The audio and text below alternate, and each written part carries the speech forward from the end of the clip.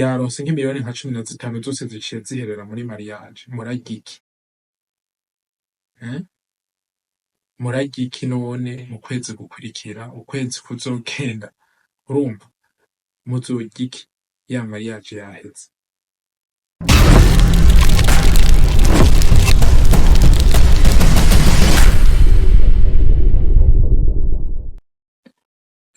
Mariage yo muri Burundi iragisibije pe, ikintu bita mariage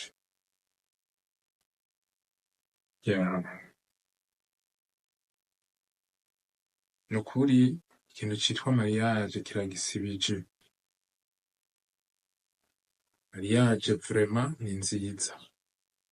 Mvuze mariage bimwe vyo kugenda mu makomine mukiyandikisha, hama mukagirane, mukagera mu rusengero. Ico mvuze kigisibije n'ama ceremonie de mariage.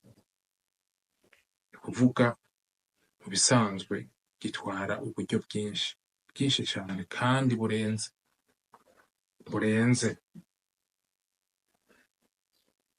Nukuri hariho impundo nyinshi ziriko zirasambuka kubera ko hatabaye mariage. Ni ukuvuga ceremonie ya mariage iragisibije pe. Mwiyumvire namwe, uno musi sare ikotwa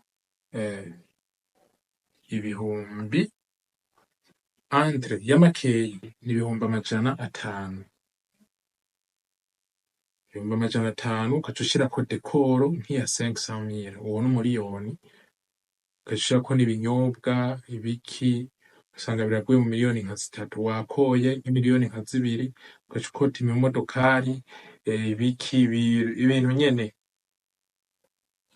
Urumva kuri kote y'umuhungu aho rero ntitugiye mu nzu muri les équipements zo mu nzu, intebe, ibitanda, ibintu nk'ivyo nyene, ibintu gukota inzu kutayifise wareze kuyubaka aho urumva ko aba yipanze.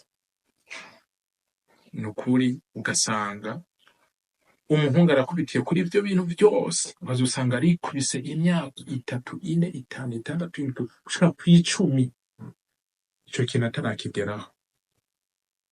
Ugasanga umuntu yarayinze kubera ko mariage itaraba. Aguma yiyumvira, nukuri ndasavye bigeme, reka kugoza abo bahungu mu mariage, ama ceremonie.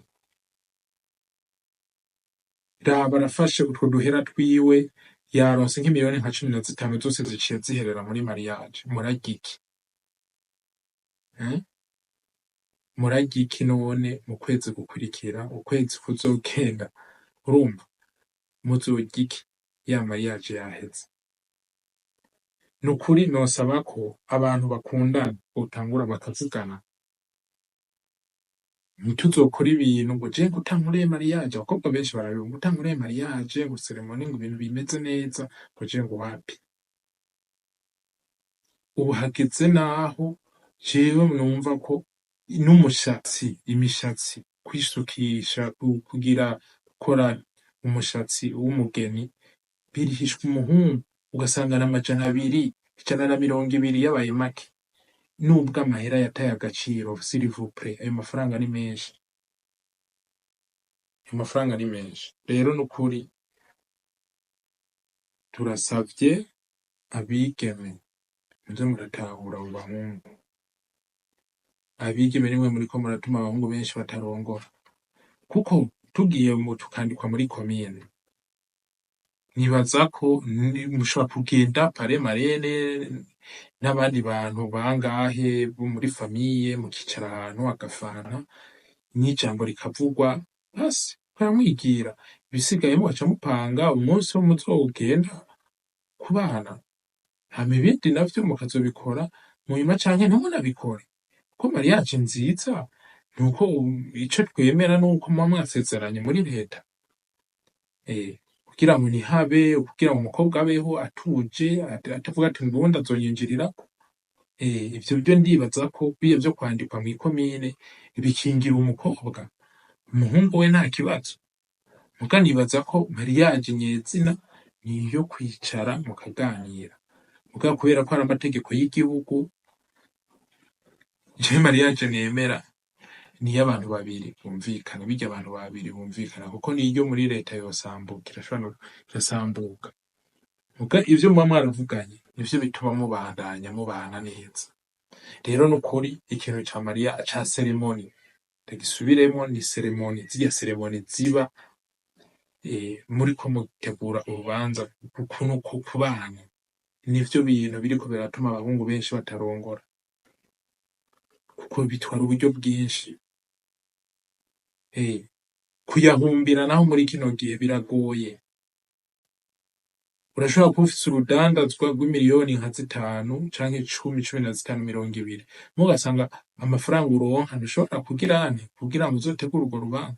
Mugabo amafaranga woronka muri ivyo uriko urakora arashobora kukubeshaho, mugabo kugira uzokore urwo rubanza birakugora. Ugaca usanga umuhungu ugiye kurongora afise imyaka 40, 50.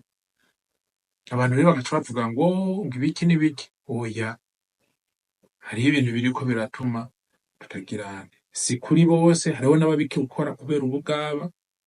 Ego, hariho ababikora kubera ubugaba. Mugabo ufise amafaranga, gukora mariage vraiment ceremony biraryoshe. Mugabo utafise amafaranga, gerageza muvugane n'uwo mugiye kubakana, mubihurizeko, mugende mwibanire. Ego, nukuri ndasavye abakobwa mworohereze abo basore kugira nabo bubake. Urashobora kuba ufise decision, kuba warafashe decision, waramaze kuvuga ati jewe ngiye gufata umwanya wo kubaka, kubana, ukuzana umugore. Mugabo kubera izo condition yaguhaye za ceremony ya mariage, bigaca bituma vyose bihagarara.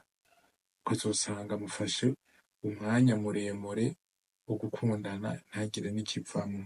Hanyuma rero ukuri tworoherezanye kugira ngo vyose bishoboke. Murakoze.